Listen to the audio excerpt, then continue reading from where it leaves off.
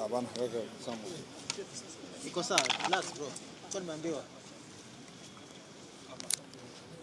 Lipa huyu wa kushibile.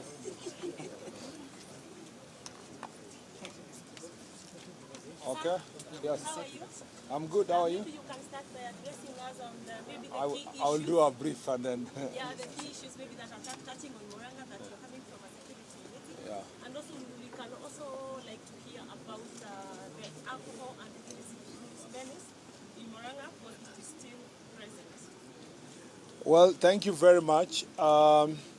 Let me first say that we are in Muranga. This is one of the most industrious county with different economic activities, from farming, whether it is tea, it's coffee, it's macadamia, it is avocado, pineapples. So this is a very diverse county. It's also a highly industrious business area. And then there is some work here also on value addition for manufacturing, especially on agricultural issues. This is part of the proximity of Nairobi County, and therefore Muranga County is part of the Nairobi metropolitan area. Therefore, we have come here to appreciate the work that is being done by our county security team and regional security team. A lot of good work has been done here to maintain law and order, and I want to say that I'm happy with the progress we are making, with the good relationship that the security team has with the local community, and the support we get from the citizens of Muranga towards maintenance of law and order. From our security briefing meeting, I'm also happy that there is a lot of good work that has been done by community and the security sector to contain the issue of gangs in this Muranga. As you very well know, the same challenges being faced in Kiambu also spill over to Muranga because of their proximity to Nairobi. But to be very honest, I want to appreciate the work that has been done so far, criminal gangs have been suppressed in terms of their activities. We have a few of them trying to operate in some corners, but most of it has been suppressed. I also appreciate the local leaders, because most of them have shunned the idea of using gangs for their political activities. Just a very few of these political leaders are seen to be entertaining the idea of working with these gangs. Thankfully, our security team also is working very hard to ensure that where there are attempts, especially on matters of extortion, people are arrested and charged in a court of law. The challenge we face in Muranga is alcohol and drug abuse. Again, let me say that biggest problem here is the misuse of the alcohol distribution licenses for actually combining both legitimate or legal alcohol and the illegal one. There is a very notorious businessman here called Mike Power, who has been harassing our security sector here in this county. A lot of work has been done by security people to enforce the law, especially in his 58 distribution, nearly 59 distribution outlets within the county. It's unbelievable that one person would have actually in one sub-county, you know, nearly 30 outlets, some of which are small kiosks. And every time an enforcement is done, he has been able to either compromise the security people, the OCSs, the DCI officers, or compromise the county government officials in many places, get licenses even in areas that does not really make sense, and also compromise the courts to get numerous court orders that have actually compromised the law enforcement activities in this county. That has really preoccupied our thinking and we have a plan. I may not divulge all the plan here, but you will see more activities. Last night, as our security team raided some of his outlets, and we were able to confiscate illegal, unadulterated ethanol, and illegal and counterfeit alcohol worth over 3 million shillings, just one evening. And even when that was done, there were calls from all over, including compromise and sabotage from our own security officers. And the IG is going to take disciplinary action against them today. I want to also say that it's just for the record that no person is above the law. No one individual is going to take over a county just because he's misusing resources to buy and compromise people around. I want to appreciate the local leaders who have been very vocal against this particular individual and people of that nature. I'm aware that the county government has wanted to do various enforcements except for the court orders that they have faced, but we have many other ways. Part of the failure is these irrational court orders that he is surviving on perpetually. Some of them are interim court orders which are operating as if it is a final order. It's like a permanent injunction against the enforcement actions by the county government and our officers. Good news is that from a multi-agency perspective, there is violation of so many laws, including Anti-Counterfeit Act, KRA Act, Kenya Bureau of Standards Act, and therefore we shall be resuming our operations on an multi-agency framework. And I want to ask you all the agencies involved to be more proactive.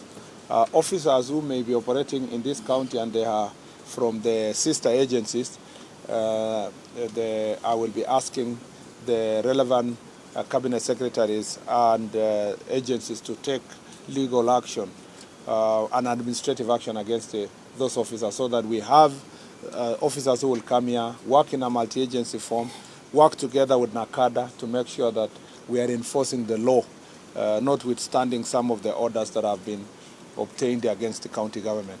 That is one individual, but he has greater persuasion in terms of that distribution. He almost is controlling between 20 and 30% of the distribution market of the adulterated ethanol and other kind of counterfeit alcohol, some of which are also substandard. If you understand the law, the difference between substandard, counterfeit, and so forth. Therefore, in the process, we are losing a lot of revenue, while these people are making lots of money by evading payment of taxes, and then the money they have made used to buy everybody around, all officers of government, courts, and other places. And that's why corruption is one of the most dangerous threat to our national security, and particularly to our fight against the alcohol abuse. But let me say this, sometimes we don't give credit to the agencies, government agencies, for what they have done. Remember that sometimes propagandists want to project that maybe Central Province and Muranga, Nyeri are some of the worst hit counties when it comes to alcohol abuse and distribution of alcohol. I must say that that's not true. In fact, except Kiambu, with its proximity to Nairobi, none of the other Mount Kenya region counties comes close to top 10. As you very well know, Trans Nzoia is at the top, followed by Kakamega, followed by Nairobi, Kisumu. So Muranga has even dropped further to be one of the to be the 17th county where illicit alcohol is being distributed, which is a very good sign of good collaboration between the citizens and the law enforcement agencies in terms of getting rid of illicit alcohol. And so we must commend citizens of this area, and we must also commend the security agencies. ask every county to work very hard to move towards number 47, not to the top 10. I'm happy also that throughout the process we've come from Jukwaa la Usalama.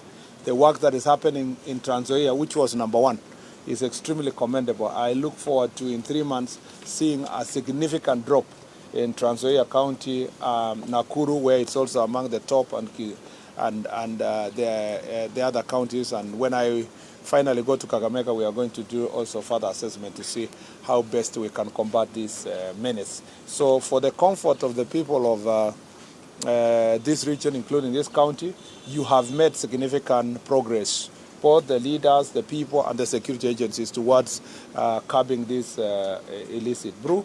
But if we deal with this individual and a few others, the other challenge we face is in some of the slums here.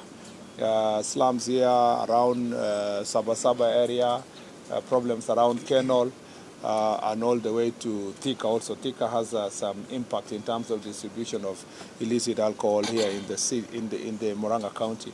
We deal with those areas together with this one notorious individual. We are going to make great progress in terms of dealing with this alcohol. The third issue that we have is still land issues. It's more significant here, but a lot of work is being done by the Ministry of Lands. Titling is going on in a number of these parcels, and land fraud issues are also being confronted by the DCI team working together with Ministry of Lands, and I believe this will be sorted. Theft is particularly around Kakuzi, and particularly in the Del Monte farm, has also become a problem for us, particularly where political leaders are inciting citizens to invade farms and steal in the name of historical land injustice. It must be known that the multinational companies Kakuzi and Del Monte are some of the top employers here, employing many people who have very low educational level and able to feed many families. And it's important for us as leaders and security team to work together to protect the investors who are in this Muranga for the sake of the economy of this country and also employment of our young people. Other than that, the rest of the issues are manageable. We are happy to be in Muranga, and we look forward to a great engagement in the Jukwaa la Usalama, and the resolutions that will come from there will help us to enhance, our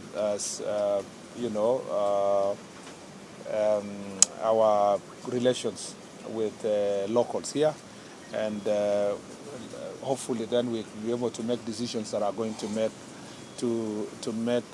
this county even rise higher in terms of its observance of law and order. Thank you.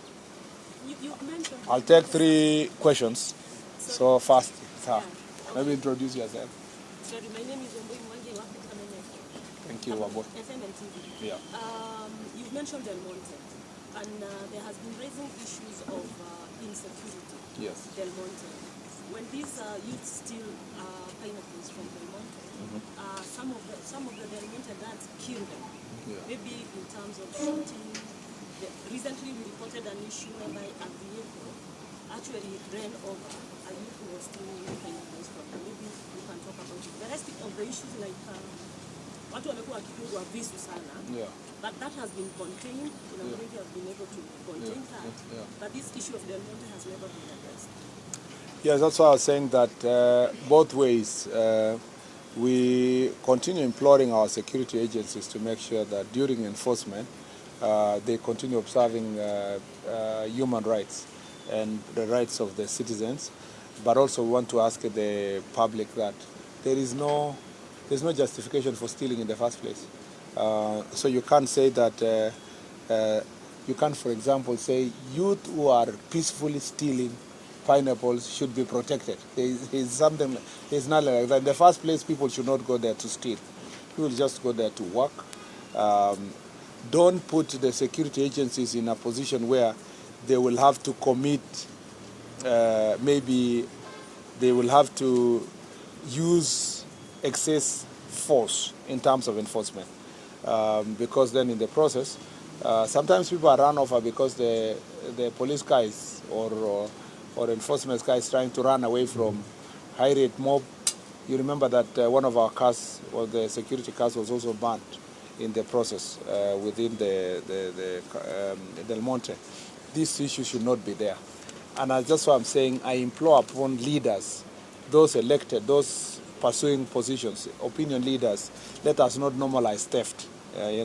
Let's not, part of the factors that determine investments in any country is the provision of security, and we must continue making Muranga a safe place for investors to come and invest. And I request all of us to work together with the investors and appreciate the work they're doing, even as they employ many young people and feed families. If there are social issues, if there are land issues, those can be handled through legal means and through observance of law and order, not through illegal means, not using force either by citizens or law enforcement agencies. So let's not make it normal that it's okay to go and steal pineapples. That people are poor, people are jobless, so they're stealing so to make a living. There's no justification for commission of any crime. If we were to justify every crime, then they will never have a country of law and order. Yes. My name is Wangari Juguna, and I write for People Daily. You've touched on the issue of the gangs, the criminal gangs, and some political leaders affiliating with them. There have been concerns of the comeback of the sects and in central region. Concern of? The illegal sects. Yes. Coming back in the central region as approach the 2027. Probably you can tell us how you intend to address that. Okay. Yeah.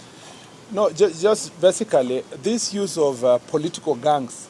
Don't even talk about we've had these sects like Mungiki, MRC, Chinkororo, Panga Boys, Baghdad Boys, characters like Confirm in Nakuru, and Angola Msumbiji, and all those kind of things are some gangs and sects that have been in the country for many years. But you see, what the new phenomenon is that it's not just even about, politicians are not building long-lasting gangs. That is not their idea. They are looking to take advantage of young people for short assignments, And you see, as they do so, short assignments in the sense that the assignment is not positive. They want to organize a rally, they look for young people, pay them. They want to organize what we call, in the name of demonstrations. They cause chaos, vandalism, just to make a statement. In the process, they embolden, these older sects or new ones. They also create some kind of demand on the side of politicians, because then it encourages young people that if you don't have a job, you can go and form in quotes, a security team, a gang, so that then you can always have your leader go and collect money from political actors and tell them, we'll give you security, we'll do this. And sometimes they have no loyalty to any person. They are available for hire. And this is very dangerous, because then when it gains root in a society, it becomes, later becomes a bigger problem for society. So some of these gangs which were encouraged years back, and they are becoming the ones that are going to mold the entire society. And I therefore encourage leaders to be foresighted. Look 10 years, 20 years to come. What kind of environment are you going to have if you're going to be engaging in establishment of gangs? And also, more importantly, the citizens. Because if people stand up and say, we are not going to elect so-and-so because is encouraging resurgence of gangs and so forth, that's our society. Then if voters make it punitive for elected or aspirants for them to pay young people and establish gangs and use them for violence, then it will not thrive. It's also a question of society. If we embrace it, defend them and call them our children. We want our children. The rest of the day, it will be the old story of the person who kept a dangerous animal in their house to protect. When there was no one else around to attack, they were the ones who were mauled. So I encourage citizens of this region and the entire country, because it's not a problem of Muranga alone, an entire country, that let us not encourage gangs anywhere at any time in the Republic of Kenya. The last one. Yes, Waziri. We understand the DCP leader will be jetting back on Thursday. How prepared are we as a country? Pardon? We understand the DCP leader, Rigathi Gachagua, will be landing on Thursday. Yeah. And chances are very high there will be a lot of mob will mobilize to go and receive it. How prepared are we? First of all, your question sounds funny because there are so many people landing in Kenya every day. So I don't know why we should be worried about one person landing. Should we be, should we? There are two things to think about what you are saying. One is that in the absence of that leader in the country, or his arrival is a security threat, which is not entirely, which means you are not really entirely wrong, because in the last few months or weeks when he has not been around, the country has been very peaceful. And so you have a point by saying that perhaps the security agency should be prepared for a more chaotic environment as a result of his coming back to the country. Let me say that the security sector is prepared to deal with any insecurity issues. The last time he was around, and there were so many goons in the same of protests, we were very prepared. And every other minute, the National Police Service is prepared to protect citizens and their property. We, of course, are aware of those elements of threatening disruptions, threatening football, threatening all these other issues. I need to say that we will take legal action against anybody who is going to break law. I wish Kenya remained peaceful as it was for the last 3 to 4 weeks. And I wish people continue their political activities in a more peaceful environment like we've seen in the last 4 or 5 weeks. But because we sometimes have no control of people's behavior and character, then we must be prepared to protect the citizens. And maybe let me use also this opportunity to add that as a National Police Service, first I want to thank IG here and the team for doing a fantastic job to secure Kasarani on Sunday. That was a fantastic job that was done to make sure that we abide by the CAF rules. I know on Friday we have a very big match. In fact, we shall be starting Jukwaa la Usalama at 7 in the morning, so that some of us can also be available to watch the match. It's a moment of pride for the country, and I want to assure the citizens of Kenya that we will abide, again, we will provide the necessary security to make sure that the sports activity is successful. And we are waiting for directions from CAF as to the numbers and everything. And once that is confirmed, I ask Kenyans again to be as supportive as they did to our ambassadors by ensuring that we abide by the rules, and see how it came out wonderful, and see how it will be also this Sunday. Yeah. So any disruption activities from all political actors, those who have been out of the country or those who are within, is not going to be entertained in Kasarani. We want to see that law also and order prevails in our country. Okay? Asante sana. Thank you. Thank you very much.